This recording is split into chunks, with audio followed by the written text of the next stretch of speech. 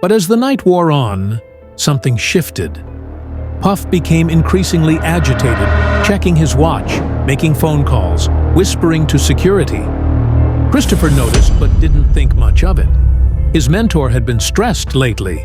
The business was getting more complicated, the stakes higher. It seemed normal. The decision to leave the party early was made suddenly. Christopher wanted to stay longer, but Puff insisted they needed to go.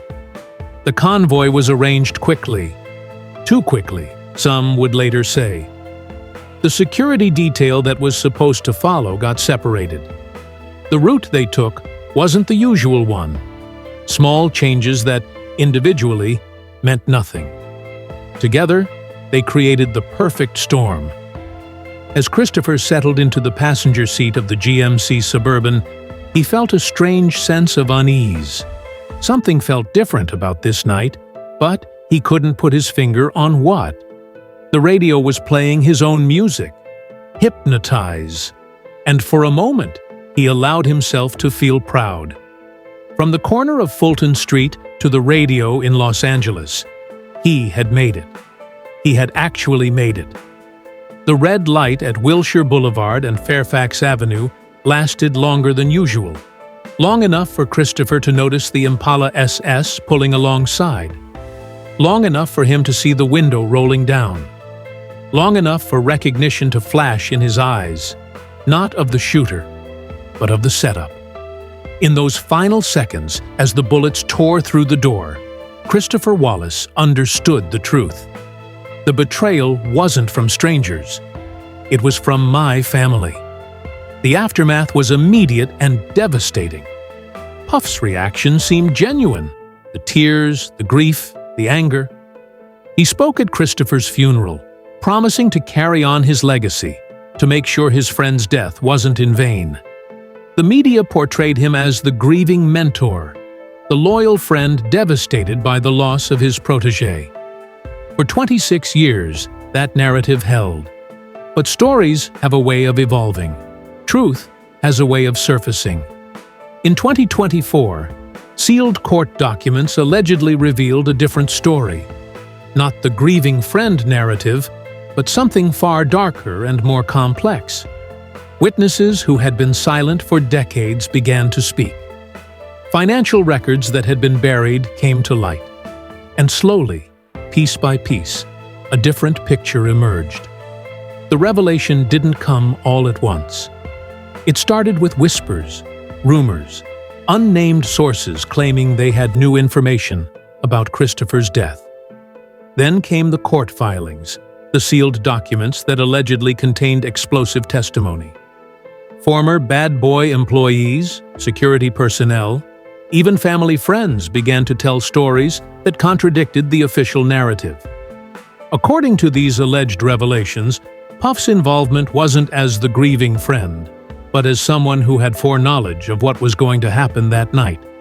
The insurance policies on Christopher's life, the sudden changes in security protocol, the convenient separation of the convoy, all of it allegedly pointed to something more sinister than a random act of violence.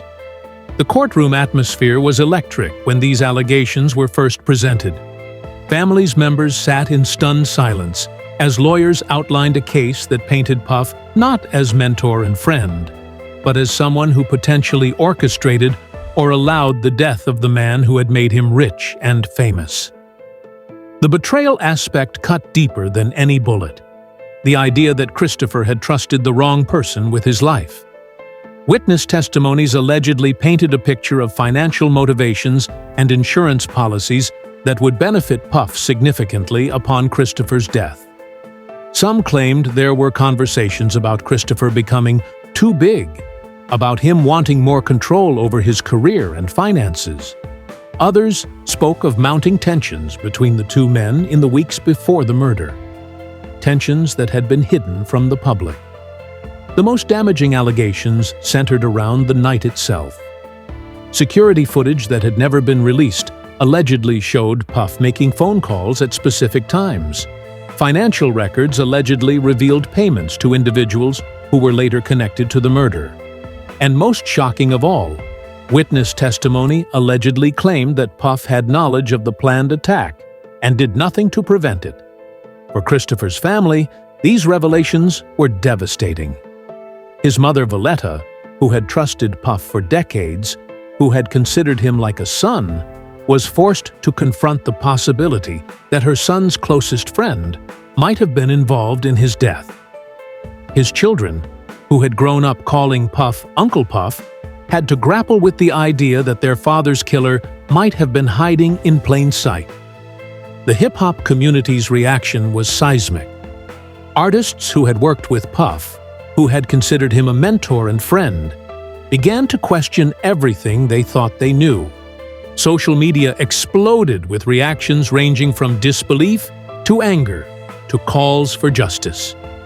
The man who had been celebrated as a mogul and innovator was suddenly facing the possibility of being exposed as something much darker. But perhaps the most tragic aspect of these revelations was what they meant for Christopher's legacy. For 26 years, his death had been viewed as a casualty of the East Coast-West Coast War, a victim of industry violence and hip-hop's excesses. The new allegations suggested something far more personal and devastating, that he had been betrayed by the person he trusted most. The legal proceedings continue to unfold, with new evidence allegedly emerging regularly. Former associates who had remained silent for decades are now coming forward with stories that paint a different picture of the relationship between Christopher and Puff. Financial experts are analyzing the money trail, looking for evidence of motive. And investigators are re-examining evidence from 1997 with fresh eyes and new technology. What emerges from these alleged revelations is a story of power, corruption, and betrayal at the highest levels of the music industry.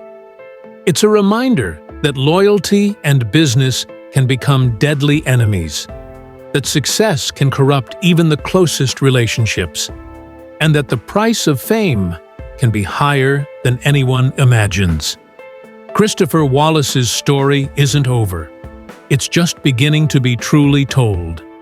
This revelation opens doors to questions that have haunted hip-hop for over 2 decades. What other industry secrets are waiting to surface? What justice can still be served for the King of New York?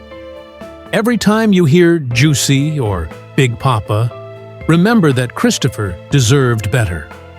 His voice was silenced at 24, but his story, the real story, is finally being heard.